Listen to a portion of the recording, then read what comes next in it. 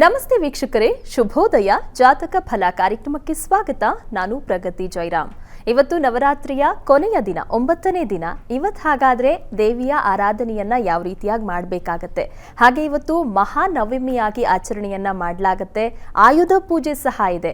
ಯಾಕೆ ಹಾಗಾದ್ರೆ ಆಯುಧ ಪೂಜೆಯನ್ನ ಆಚರಣೆ ಮಾಡಲಾಗುತ್ತೆ, ಇದರ ಹಿನ್ನೆಲೆ ಏನು, ಇದರ ಬಗ್ಗೆ ಸಂಪೂರ್ಣವಾದಂತಹ ಮಾಹಿತಿಯನ್ನ ಇವತ್ತಿನ ಸಂಚಿಕೆಯಲ್ಲಿ ತಿಳಿಸಿಕೊಡಲಾಗುತ್ತೆ.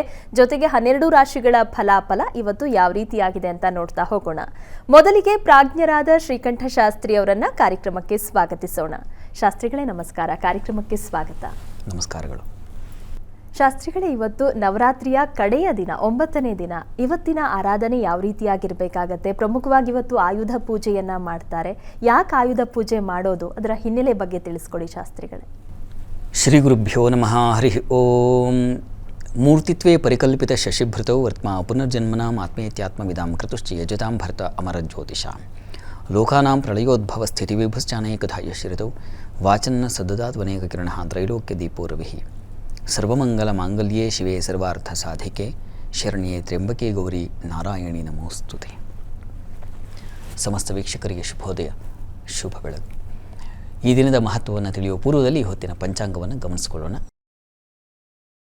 ಶ್ರೀ ಶೋಭಕೃನಾಮ ಸಂವತ್ಸರ, ದಕ್ಷಿಣಾಯಣ, ಶರದ್ ಋತು, ಆಶ್ವೀಜ ಮಾಸ, ಶುಕ್ಲ ಪಕ್ಷವಾಗಿದೆ. ಈ ದಿವಸ ಸೋಮವಾರವಾಗಿರತಕ್ಕಂಥದ್ದು, ನವಮಿ ತಿಥಿ, ಶ್ರವಣ ನಕ್ಷತ್ರ. ಈ ದಿವಸ ಮಹಾನವಮಿ. ಈ ನವಮಿಯಲ್ಲಿ ತಾಯಿ ಸಿದ್ಧಿದಾತ್ರಿ ಸ್ವರೂಪದಲ್ಲಿ ಬೆಳಗ್ತಾಳೆ. ಪ್ರಥಮಂ ಶೈಲಪುತ್ರೀತಿ, ದ್ವಿತೀಯಂ ಬ್ರಹ್ಮಚಾರಿಣಿ, ತೃತೀಯಂ ಚಂದ್ರಘಂಟೇತಿ, ಕೂಷ್ಮಾಂಡೇತಿ ಚತುರ್ಥಕಂ, ಪಂಚಮಂ ಸ್ಕಂದಮಾತೇತಿ, ಷಷ್ಠಂ ಕಾತ್ಯಾಯನೇತಿ ಚ, ಸಪ್ತಮಂ ಕಾಲರಾತ್ರಿಶ್ಚ ಮಹಾಗೌರೀತಿ ಚಾಷ್ಟಮಂ, ನವಮಂ ಸಿದ್ಧಿದಾತ್ರಿ ಚ, ಸಿದ್ಧಿದಾತ್ರಿಯಾಗಿ ಬೆಳಗುವ ದಿನ ಈ ದಿವಸ.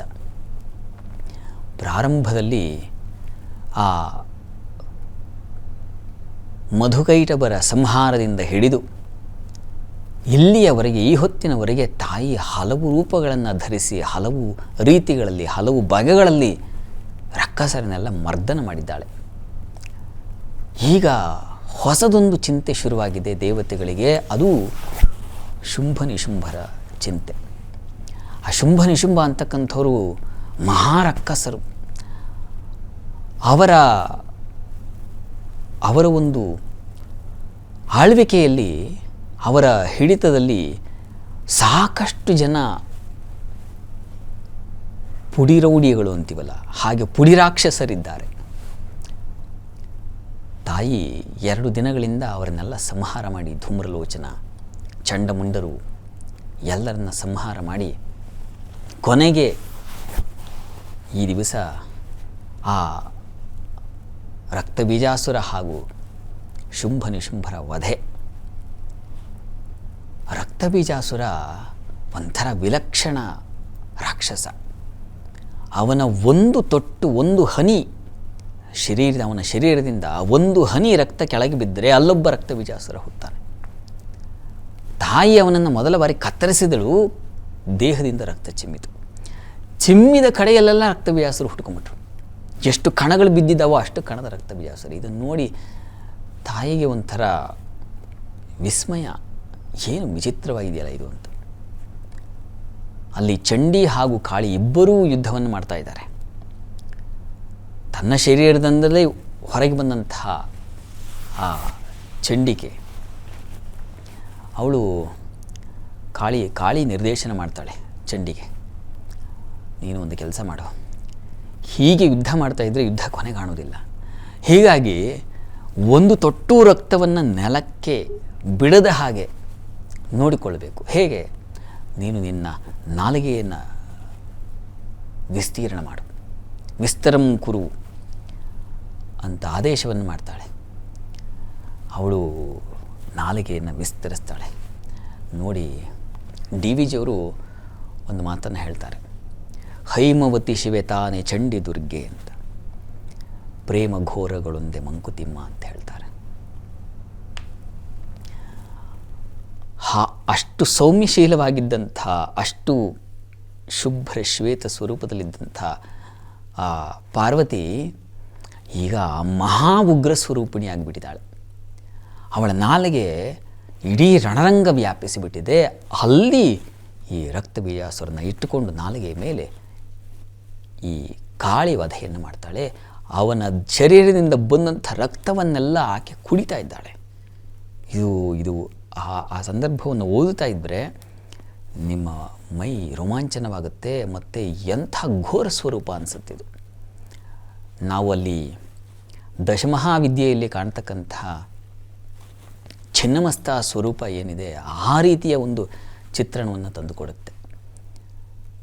ಹಾಗೆ ರಕ್ತಬೀಜಾಸುರನನ್ನು ತಿಂದು ಹಾಕಿಬಿಟ್ಲು. ಕೊನೆಗೆ ಉಳಿದಿರೋದು ಇನ್ನು ಶುಂಭ ನಿಶುಂಭರು, ಅಯೋಗ್ಯರು. ಅವರನ್ನು ಸುದೀರ್ಘ ವೇಳೆಯಲ್ಲಿ ಕತ್ತರಿಸಿ ದೇವತೆಗಳಿಗೆ ಮಂಗಳವನ್ನು ಉಂಟು ಮಾಡ್ತಾಳೆ. ಅಲ್ಲಿ ದೇವತೆಗಳೆಲ್ಲ ಪ್ರಾರ್ಥನೆ ಮಾಡಿದಂಥ ಸ್ತುತಿ ಇದೆ, ನಾರಾಯಣಿ ಸ್ತುತಿ ಅಂತ ಕರೀತಾರೆ. ಈ ಶುಂಭ ನಿಶುಂಭರ ವಧೆಗೆ ಪೂರ್ವದಲ್ಲಿ ದೇವತೆಗಳೆಲ್ಲ ಸ್ತುತಿ ಮಾಡ್ತಕ್ಕಂಥ ವಿಶಿಷ್ಟ ಅದು ಮಂತ್ರಭಾಗ ಅಂತಲೇ ಪರಿಗಣಿಸಲಾಗುತ್ತೆ. ಯಾರು ಈ ದಿವಸ ಆ 11ನೇ ಅಧ್ಯಾಯ ಯಾವುದಿದೆ ಅದು ಕೂಡ ವಿಶ್ವರೂಪ ದರ್ಶನದ ರೀತಿಯಲ್ಲಿದೆ, ಭಗವದ್ಗೀತೆಯಲ್ಲಿದ್ದ ಹಾಗೆಯೇ. ಅದನ್ನು ಯಾರು ಈ ದಿವಸ ಹೇಳಿಕೊಳ್ತಾರೋ, ಕೇಳಿಸಿಕೊಳ್ತಾರೋ ಅವರಿಗೆ ನೋಡಿ ಅವಳು ಸಿದ್ಧಿದಾತ್ರಿ ಆಗ್ತಾಳೆ. ಈ ದಿವಸ ಆಯುಧ ಪೂಜೆ ಇದೆ. ಆಯುಧಗಳು ಇದು ವಸ್ತುತಃ ಕ್ಷತ್ರಿಯರ ಆರಾಧನೆ ಮಾಡ್ತಕ್ಕಂಥ ಒಂದು ಪೂಜೆ. ಕ್ಷತ್ರಿಯರು ತಮ್ಮ ಶತ್ರುಗಳನ್ನು ಗೆಲ್ಲಲಿಕ್ಕಾಗಿ ಈ ದಿವಸ ಶಪಥ ಮಾಡ್ತಾ ಇದ್ರಂತೆ. ಮುಂದಿನ ವರ್ಷದ ಮುಂದಿನ ನವರಾತ್ರಿಯ ವೇಳೆಗೆ ನಾನು ಇಂಥ ನನ್ನ ಶತ್ರುವನ್ನು ಗೆಲ್ಲಬೇಕು ಅಂತ ಈ ದಿವಸ ಸಂಕಲ್ಪ ಮಾಡಿ ಆ ಬನ್ನಿ ಮಂಟಪಕ್ಕೆ ಹೋಗಿ ಬನ್ನಿ ಪತ್ರೆಯನ್ನು ತಂದು ಅದನ್ನು ಒಂದು ಸಂಕಲ್ಪ ದೃಢ ಮಾಡಿಕೊಂಡು ತನ್ನ ಸೈನಿಕರಿಗೆಲ್ಲ ಎಲ್ಲರಿಗೂ ಹೇಳ್ತಕ್ಕಂಥದ್ದು. ನಾವು ನಾಳೆ ದಶಮಿಯಲ್ಲಿ ಕಾಣ್ತೀವಿ ಜಂಬೂ ಸವಾರಿ ಮಾಡ್ತಕ್ಕಂಥದ್ದು, ಅದೆಲ್ಲ ಅದರ ಹಿನ್ನೆಲೆಯಲ್ಲೇ ಅದನ್ನು ನಾಳೆ ನೋಡೋಣ.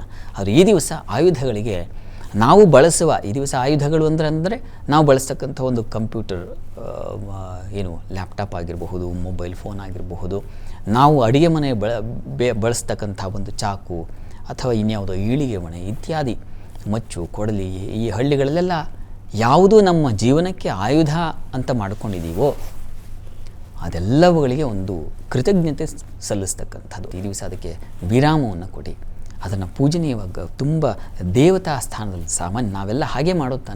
ನಮ್ಮ ಭಾರತೀಯತೆ ಯಾಕೆ ಇಷ್ಟು ಸಮೃದ್ಧತೆ ಅಂತ ಅನಿಸುತ್ತೆ, ಇಷ್ಟು ವಿಶಾಲತೆ ಅನಿಸುತ್ತೆ ಅಂದರೆ ಒಂದು ಮೋಟ್ರ್ ಬೈಕಲ್ಲೂ ನಾವು ದೇವತೆಯನ್ನು ಕಂಡು ಅದಕ್ಕೊಂದು ಮಂಗಳಾರತಿ ಮಾಡ್ತೀವಲ್ಲ, ಇದು ದೊಡ್ಡದು ಅಂತ.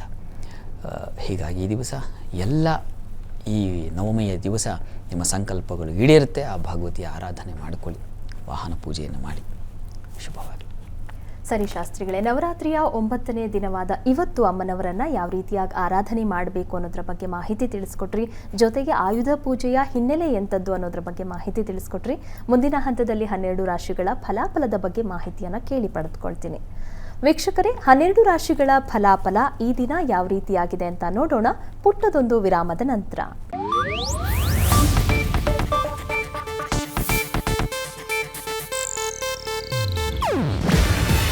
ಇದು ಏಷ್ಯಾನೆಟ್ ನ್ಯೂಸ್ ನೆಟ್ವರ್ಕ್ ಪ್ರಸ್ತುತಿ. ನೀವು ನೋಡ್ತಿದ್ದೀರಾ ಏಷ್ಯಾನೆಟ್ ಸುವರ್ಣ ನ್ಯೂಸ್.